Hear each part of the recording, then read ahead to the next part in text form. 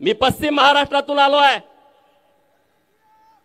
1962 ला इंग्रजांच्या विरोधामध्ये लढणारे क्रांतिसिंह नाना पाटील सातारा लोकसभेमध्ये हरले, परंतु 1967 ला याच भूमीनं त्यांना लोकसभेमध्ये पाठवलं होतं। याचा सर्वस्वी अभिमान माझ्यासारख्या कार्यकर्त्याला आहे।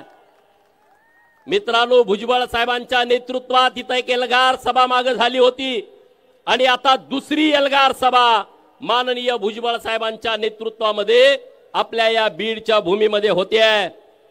भटका भगवान बाबांच्या नावानं, बाळू मामाच्या नावानं मराठवाडा ही क्रांतिकारकांची भूमी आहे आणि या क्रांतिकारकाच्या भूमीमध्ये बीड जिल्हा क्रांतिकारी आहे। संत भगवान बाबाच्या पावन स्पर्शानं पावन झालेली ही भूमी आहे। कवी मुकुंदराज यांचा सहवास या भागाला लाभलाय। निजामांच्या विरोधामध्ये बंड करणारे, निजामांना पळती भुई थोडी करणारे नवसाजी नाईक आणि धर्माजी प्रतापराव हे पण याच मातीत जन्मालेले आहेत आणि ज्यांच्याकडे बघून, ज्यांचा आदर्श घेऊन व्यासपीठावरती भुजबळ साहेब सोडून जे बाकीचे तरुण मंडळी आहेत हे जे सत्तेचं पाणी चाकतायत, ज्यांचा आदर्श घेतला, ज्यांचं नाव घेतलं तर 12 हत्तीचं बळ येत आहे, असे ओबीसीचे नेते स्वर्गीय गोपीनाथरावजी मुंडे साहेब आज आमच्या अधिकारावरती गदा येते। आमच्या हक्काचं संरक्षण करण्यासाठी मागच्या 2 वर्षापूर्वी कुणाची बोलायची हिम्मत होत नव्हती। अशा काळामध्ये ज्या सिंहानं डरखाळी फोडली ते छगनराव भुजबळ साहेब व्यासपीठावरती आहेत।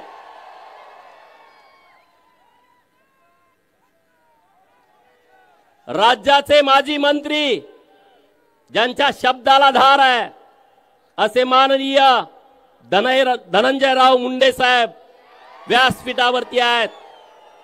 माननीय प्रकाशांना, लक्ष्मणराव हक्के साहेब, बाकीचे सगळे मंडळी, मी आता वेळ जास्त घेत नाही। मित्रांनो, मी पश्चिम महाराष्ट्रातून आलो आहे। 1962 ला इंग्रजांच्या विरोधामध्ये लढणारे क्रांतिसिंह नाना पाटील सातारा लोकसभेमध्ये हरले, परंतु 1967 ला याच भूमीनं त्यांना लोकसभेमध्ये पाठवलं होतं। याचा सर्वस्वी अभिमान माझ्यासारख्या कार्यकर्त्याला आहे। मित्रांनो, भुजबळ साहेबांच्या नेतृत्वात इथे एक एल्गार सभा मागे झाली होती आणि आता दुसरी एल्गार सभा माननीय भुजबळ साहेबांच्या नेतृत्वामध्ये आपल्या या बीडच्या भूमीमध्ये होते आहे। भटका विमुक्त, ओबीसी, मायनर ओबीसी 346 जाती आहेत। मित्रांनो, आज आपण सगळ्यांनी एक दिलानं, एक मनानं भुजबळ साहेबांच्या पाठीमागे राहण्याची नितांत आवश्यकता आहे। मान्य आहे का तुम्हाला? कुणाकुणाला मान्य आहे? हात वर करा सगळे। मीडियावाले मित्रांना माझी विनंती आहे, ते आमच्यामध्ये भांडणं लावू पाहतायत, जरा हात थोडा वेळ वर धरा। ते आमच्यामध्ये भांडणं लावू पाहतायत, ते म्हणजे 346 जातीचा एकटाच नेता कसा? अरे बाबांनो, आमच्या सगळ्यांचं ठरलंय, आमचा नेता एकच आहे, माननीय छगन भुजबळ। कुणाची काय अडचण आहे का?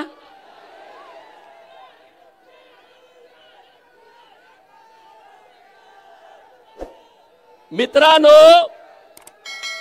माधव हा फॉर्म्युला आपण मागे बघितला होता राजकारणामध्ये। माधव म्हणजे कृष्ण आणि कृष्ण नीती आपण आता अवलंबली पाहिजे। सगळ्यांनीच लढायची आवश्यकता नाही. सगळ्यांनीच हातामध्ये सुदर्शन चक्र घेण्याची आवश्यकता नाही. आणि प्रत्येक वेळेस लढताना आपल्याच हातात बाण येईल असं नाही. कधी कधी अर्जुनाकडे बाण द्यावा लागतो आणि आपल्या सर्वांचा अर्जुन इथं व्यासपीठावरती बसलाय. बाण त्यांच्या हातामध्ये आहे. बाण त्यांच्या हातामध्ये आहे. आपण सगळे सैन्याच्या भूमिकेत आहोत, कार्यकर्त्याच्या भूमिकेत आहोत. तिकडच्या आळीमध्ये बऱ्याच गडबडी सुरू आहेत. त्यांना माहित आहे ओबीसी मध्ये जर फूट पाडली तरच आपलं गणित जुळू शकतं. आणि म्हणून त्याने एक पिल्लू सोडलं. काय पिल्लू सोडलं? की धनगरांना एसटीतून आरक्षण द्या, आमचा पाठिंबा आहे. धनगरांना एसटीतून आरक्षण द्या, तुमचा पाठिंबा आहे. आणि तुमचा बाप तिकडे बसलाय, तो तिकडे विरोध करायला लावतोय. हे कळत नाही का रे धनगरांना? धनगर काय एवढे काय तुम्हाला काय येडे वाटतायत का रे? घोडे लावण्याच्या तयारीत धनगर आहे आता. तुम्ही त्या नादाला लागू नका.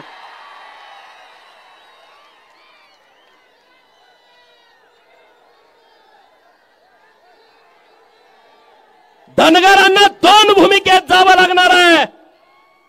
धनगर समाजाच्या एसटी आरक्षणाची अंमलबजावणी करणं हे धनगरांच्यासाठी प्राथमिकता आहे.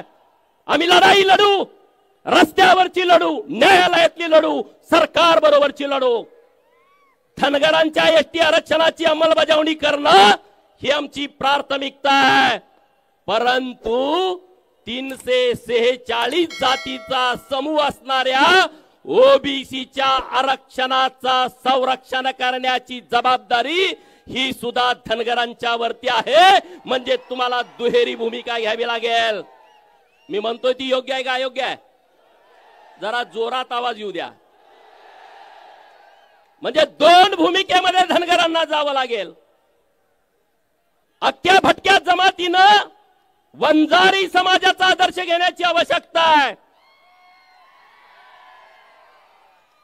लढायचं कसं, उभा कुठं राहायचं, अधिकारी कसं व्हायचं, हे वंजारी समाजाकडून सगळ्या ओबीसी आणि धनगरांनी शिकला पाहिजे. धनगरांनी तर पहिलं शिकलं पाहिजे. अरे मग या प्रस्थापिताच्या छाताडावरती घरी जाऊन नाचाल तुम्ही, एवढी क्षमता आणि ताकद तुमच्यामध्ये आहे. माझा माळी समाज एकजूट आहे, परंतु शांत आणि संयमी आहे. आणि म्हणून हे महादेव भुजबळ साहेबांच्या उपस्थितीमध्ये मी त्यामध्ये काही विषय जोडणार आहे. माळी धनगर वंजारी हा माधव आता आपल्याला तो माधव राव करावा लागणार आहे. म्हणजे माळी धनगर वंजारी रामोसी आणि वडार हे समाज आपल्या बरोबर जोडून छोट्या छोट्या समाजाला, बंजारा समाज आपला मोठा आहे, एसटी आरक्षणाची मागणी आहे. हा आम्ही आमच्यात काही करू, आमचा पाठिंबा या सगळ्या विषयाला. परंतु ओबीसीची चळवळ खिळखिळी करण्यासाठी एका बाजूला धनगरांना पाठिंबा द्यायचा. पाठिंबा कोण देतोय? तो कारखानावाला. काय नाव त्याचं? अरे त्याच्या गावामध्ये अहिल्या देवीचा पुतळा लावायला ह्या अवलादीनं विरोध केला. तो झेंडा लावायला देत नाही आणि तो धनगरांना आरक्षण द्या म्हणतोय. हाकेसराच्या गाडीवर दगड टाकणारा गेवराईतला म्हणतोय धनगरांना आरक्षण द्या. अरे काय आम्ही एवढे येडे राहिलोय काय? हा म्हणजे ओबीसीचं सगळं आरक्षण केलं पाहिजे, धनगर बाजूला पडला पाहिजे. माळी समाजाला एकटं पाडायचं आणि वंजाऱ्यांना शिव्या द्यायच्या, हा तुमचा एक कलमी कार्यक्रम चाललाय. समाजाला कशा काय शिव्या देऊ शकता रे? कसं काय तुम्ही देऊ शकता समाजाला शिव्या एखाद्या? आणि म्हणून हे इथून पुढच्या काळामध्ये आपण खपून घ्यायचं नाही. खपून घेणार का? अरे दोन नेते आपले ओबीसीचे आहेत. छगन भुजबळ साहेब एकदा बोलले होते प्रेसमध्ये की बाबा आज आमच्या आरक्षणावरती एवढी गदा येते. गोपीनाथराव मुंडे साहेब आज हयात नाहीत. दोघं हे आपले वाघ लढत होते मित्रांनो. मुंडे साहेबांसारखा एक राजबिंडा नेता आपल्याला लाभला होता। एखादा सुपरस्टार सुद्धा मुंडे साहेबापेक्षा कमी देखणा असेल। व्यासपीठावर बसले आणि कंगवा फिरवायला लागले ना, आपण बघत राहायचो, बोलायला लागले तर ऐकत राहायचो। असे दोन नेते आपल्याला मिळालेत मित्रांनो, आणि म्हणून आपल्यात घाई गडबड करायची नाही, आपल्यात फूट पाडायचा प्रयत्न सुरू आहे। सतरंजीवरती बसायची वेळ आली, मला सांगितलं संयोजकांनी, गोपीचंद सतरंजी उभास, मी मांडी घालून खाली बसणार, कारण ओबीसीचा हक्क महत्वाचा आहे, ओबीसीचं संरक्षण महत्वाचं आहे। आपण सगळे नेते होऊ शकत नाही, आपण सगळे राजकारण यात आणायचं नाही। आपला ओबीसी चळवळीचा एकच नेता आहे आणि तो छगन भुजबळ साहेब आहे, आणि छगन भुजबळ साहेब ठरवतील ती दिशा आपली आहे। हे तुम्हाला मान्य आहे ना? मान्य आहे का सगळ्यांना? हात वर करून जोरात सांगा। मग आता भुजबळ साहेब तुम्ही ठरवाल ती दिशा आहे, आणि त्या दिशेच्या सोबत आम्ही सगळेजण आहोत। अरे सरसकटचं प्रकरण आलं, सरसकटचं प्रकरण आलं, आमच्या मामीला द्या, मामाच्या मामीला द्या, मामीच्या काकाला द्या, काकाच्या पुतण्याला द्या। अरे काय सरसकट प्रकरण गेल्या वर्षी आलं, त्याचं एवढं वादळ उठलं, भुजबळ साहेबांच्या नेतृत्वात आपण सगळे एक झालो, आणि बाबांनो ते सरसकटचं प्रकरण जागच्या जागी थांबलं। थांबलं की नाही थांबलं? नाहीतर आता सगळे आम्ही हे आहे, आम्ही ते, आता मग तुम्ही कसं काय रे, तुम्हाला कमीपणा वाटत नाही का आमच्या बरोबर बसायला? हा, गरीब मराठा समाजाच्या विरोधामध्ये ना मुंडे साहेब होते, ना भुजबळ साहेब आहेत, ना गोपीचंद पडळकर आहे, ना धनंजय मुंडे साहेब आहेत। गरीब मराठा समाजाच्या विरोधात आम्ही कधीच नाही।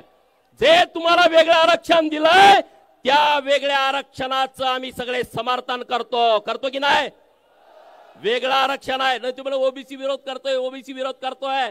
मीडियावाल्या मित्रांना माझी विनंती आहे, ओबीसी सगळा समाज गरीब मराठा समाजाला, मागासल्या मराठा समाजाला जे वेगळं एससीबीसीचं आरक्षण दिलंय त्याचं आम्ही कालही समर्थन करत होतो, आजही समर्थन करतोय आणि उद्याही समर्थन करणार आहे। आम्ही गरीब मराठा समाजाच्या विरोधात नाही, पण गरीब मराठा समाजाचं भांडवल करून जो प्रस्थापित मराठा समाज आहे तो आमच्या सुताराचं, कुंभाराचं, लोहाराचं, घिसाड्याचं, गावगाड्यातल्या राहणाऱ्या छोट्या छोट्या समाजाचं सरपंच पद हिसकावू पाहतोय, याला आमचा विरोध आहे। म्हणे सुताराचा पोरगा सरपंच झाल्यावर आम्ही कसं पुढे बसणार? मी चंद्रकांत दादांचं खरं तर अभिनंदन करेन, त्यांनी सांगलीच्या कार्यक्रमामध्ये भूमिका घेतली, या महाराष्ट्रामध्ये जे आरक्षणाचं राजकारण सुरू आहे त्यांना गरीब समाजाची लोक सरपंच पदावरती बसलेली आवडत नाहीत, त्या खुर्चीच्या पुढे बसायला लाज वाटते, आणि म्हणून हे आरक्षणाचा हा घाट त्यांनी घातलेला आहे। पण हा सगळा समस्त ओबीसी समाज तुमचा हा घाट हाणून पाडणार आहे। ओबीसीच्या चळवळीमध्ये येताना अरे समोरनं लांडग्याचं कळप अंगावर यायला लागलाय, लांडग्याचा कळप तो तुमच्यावरती अटॅक करायला लागलाय, आणि आपण म्हणतोय नाही नाही आम्ही सर्व समावेशक आहे, आम्ही नुसतं ओबीसी नाही, आम्ही सर्व समावेशक आहे। लांडगा तुमचा आता गळा घोटणार आहे आणि आपण म्हणायचं का आम्ही सर्व समावेशक आहे? अरे आपल्या हातात आहे ते फेकून मारलं पाहिजे आणि सांगितलं पाहिजे मी ओबीसी आहे। अरे तुम्ही जरी नाही सांगितलं तर ते म्हणतातच ना, आणि म्हणून मला धनगर सांगायला मला कधी कमीपणा वाटत नाही, लाज वाटत नाही, मला अभिमान वाटतो। मी धनगर आहे पण ओबीसी आहे। मला पत्रकारांनी प्रश्न विचारला आल्या 4 दिवसापूर्वी तुम्ही हिंदू सभेला आलता, आज तर तुम्ही ओबीसी सभेला आलाय।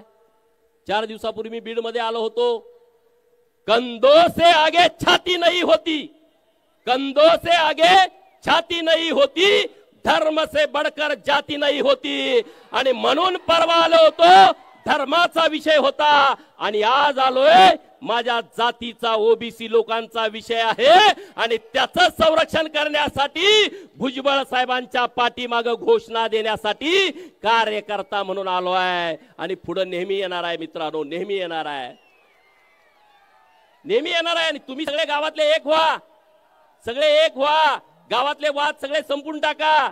किंवा असा आहे तो तसा आहे, ह्यो अमकाय ह्यो तमकाय, हे राजकारण ते राजकारण, आणि आपल्यामध्ये जर भांडत बसला ना माती होऊन जाल, माती होऊन जाल। अत्यंत जबाबदारीने मी बोलतोय, अत्यंत जबाबदारीने मी बोलतोय। तुम्ही जर तुमच्यामध्ये डॉक्टर बाबासाहेब आंबेडकर साहेबांनी काय सांगितलं, शिका, संघटित व्हा, संघर्ष करा। आपला नुसता संघर्ष चालू आहे, संघटित कोण होणार? आणि ते संघटित होण्यासाठी आणि तुम्ही आणि आम्ही एकत्रित येऊया। आणि जीआर बीआर तुम्ही चिंता करू नका रे, भुजबळ साहेब लढतायत ताकदीनं। आतापर्यंत कुणाला सर्टिफिकेट मिळालेले नाहीत आणि पुढे मिळणार नाहीत, याची व्यवस्था यांच्या नेतृत्वाखाली होईल, तुम्ही विश्वास ठेवा, याची चिंता करू नका। आणि यांनी अगोदर दाखले काढलेत रे, सरपंच हे नगरसेवक कुठल्या पदावरती आहेत? कुणबी मराठा, मराठा कुणबी, माग कुल येतात नाही तर पुढे कुल येतात, ओव्हर रायटिंग, माग कू चला द्या दाखला, पुढे कू द्या दाखला। साहेब मला विनंती अशी करायची आहे, जो प्रांत खोटा दाखला देईल, जो जात पडताळणी समितीचा प्रमुख खोटी जात पडताळणी देईल, त्याला पहिला बीडच्या तुरुंगात टाकायची व्यवस्था केली पाहिजे। 50,000 घेतलं का दाखला देते, पण आज नाही रे, त्यांना काय वाटतंय आम्ही लय दाखले दिले, माग दाखले ह्यांनी काढलेत बरेच। पुण्यामध्ये मला वाटतंय 16 का 17 नगरसेवक या दाखल्यावरती आहेत, नाशिकमध्ये तशी परिस्थिती सगळीकडे आहे। आणि म्हणून याच्यावरती कुठेतरी एकदा निर्णय आला पाहिजे भुजबळ साहेब, ही सगळी लोक आपल्या बरोबर आहेत, आपल्या सोबत आहेत। आणि त्यामुळं मी तुमच्याशी बोलत असताना आता मागे आकडे येतात, 58 लाख नोंदी सापडल्या, 58 लाख कशाला म्हणतात? एक जर 100 वर्षापूर्वी 58 लाख नोंदी सापडल्या, आमची संख्या म्हणजे 5 कोटी आहे। अरे मराठवाड्यामधले जिल्हे, विदर्भात तर सगळे हे कुणबी पंजाबराव देशमुखांच्या सांगण्यावरती झाले, मराठवाड्यातला यवतमाळ असेल, वाशिम असेल, बुलढाणा असेल, तिकडं गोंदिया असेल, वर्धा असेल, चंद्रपूर असेल, गडचिरोली असेल आणि नागपूर असेल, तिकडं तर मराठा समाज पूर्वीच कुणबी झालाय। कोकणातला मराठा समाज म्हणतोय आम्हाला कुणबीचा दाखला नको। मुंबईमध्ये मराठा असायचा प्रश्नच नाही, कारण तिथं आग्र्या कोळ्यांची मुंबई आपण सगळ्या पुस्तकामध्ये वाचतो। नवी मुंबईमध्ये रायगड येतो आणि तिकडं पालघर आणि ठाणे येतो, तो आदिवासी बहुल जिल्हा आहे। खानदेशामध्ये नंदुरबार आदिवासी बहुल आहे, तिथं राहिला नाशिक, धुळे, जळगाव, आणि तुमचे इथले जिल्हे छत्रपती संभाजीनगर, जालना, बीड, परभणी, हिंगोली, नांदेड, धाराशिव, लातूर, पलीकडे राहिला सोलापूर, सांगली, कोल्हापूर, सातारा, पुणे आणि अहिल्यानगर। जिल्हे किती झाले मोजा, तिकडचे 3 इकडचे 8 आणि 3 11, अहिल्यानगर 12, 12 आणि 5 17, 17 जिल्ह्यामध्ये 5 कोटी असतात का रे? कुठलं तुमचं कॅल्क्युलेटर आहे? कुठलं कॅल्क्युलेटर आहे? एवढी लोकसंख्या तर या 17 जिल्ह्यामध्ये आहे का? जातनिहाय जनगणना ज्या दिवशी होईल तेव्हा तुमचा बाजार उठलेला असेल हे तुम्ही लिहून ठेवा आणि तुम्हाला तुमची ताकद कळेल। सुताराला कुंभाराला ती मध्ये माझं एकच घर आहे, अरे तुझं गावात एक आहे पण विधानसभा मतदारसंघात 1000 घर आहेत की, 1000 गुणुले 5 कर की। लोहार म्हणते माझं गावात एकच घर आहे, लपतय। अरे गावाचा विचार करू नको, विधानसभा मतदारसंघाचा विचार कर, तेव्हा तुझी 5000 7000 लोकसंख्या होत्या। आणि या महाराष्ट्रामध्ये असे कितीतरी आमदार आहेत की जे 5000च्या आत निवडून आले, एकटा लोहार एखाद्या आमदाराला पाडू शकतो, एवढी हिंमत तुमच्यामध्ये आहे रे। पण तुम्ही म्हणताय जाऊ द्या, ते भुजबळ साहेबांचं काम आहे। अरे भुजबळ साहेबांचा 78वा वाढदिवस झाला परवा, सगळे उभा राहून त्यांना वाढदिवसाच्या शुभेच्छा द्या, सगळे उभा राहा। भुजबळ साहेब हे 100 वर्ष 100वा वाढदिवस करण्यासाठी या महाराष्ट्रातल्या गरीब लोकांच्या तुम्हाला शुभेच्छा आहेत।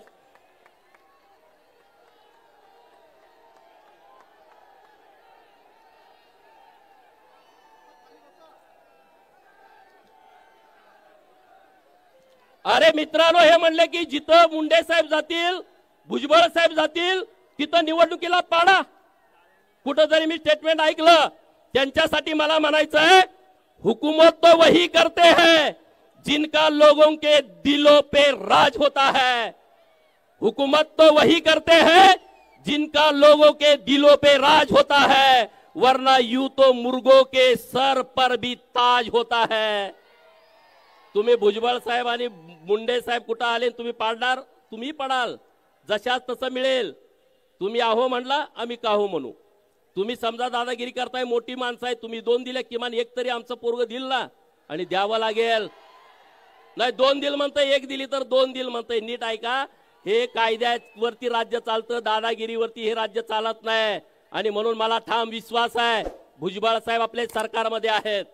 देवेंद्र फडणवीस साहेबांशी त्यांचं बोलणं होत आहे, चिंता करू नका, ओबीसी वरती कुठलाही अन्याय होणार नाही, याची जबाबदारी भुजबळ साहेब घेतील। आणि आपण सगळे सैन्य म्हणून भुजबळ साहेबांच्या पाठीमागे ताकदीने उभा राहू। मुंडे साहेबांचं जे स्वप्न होतं, मुंडे साहेबांचं जे स्वप्न होतं की जातनिहाय जनगणना झाली पाहिजे, ते आता स्वप्न मित्रांनो या वर्षी पूर्ण होत आहे। आणि त्यामुळे ओबीसीच्या हक्काला कुणीही कितीही दादागिरी केली, किती अन्याय करण्याचा प्रयत्न केला तर धक्का लागू शकत नाही। आणि याचं सगळं श्रेय माननीय भुजबळ साहेबांच्याकडे जातं। एवढंच या निमित्तानं बोलतो। माझ्यानंतर बोलणारे नेते मंडळी आहेत। धन्यवाद। जय हिंद, जय मल्हार।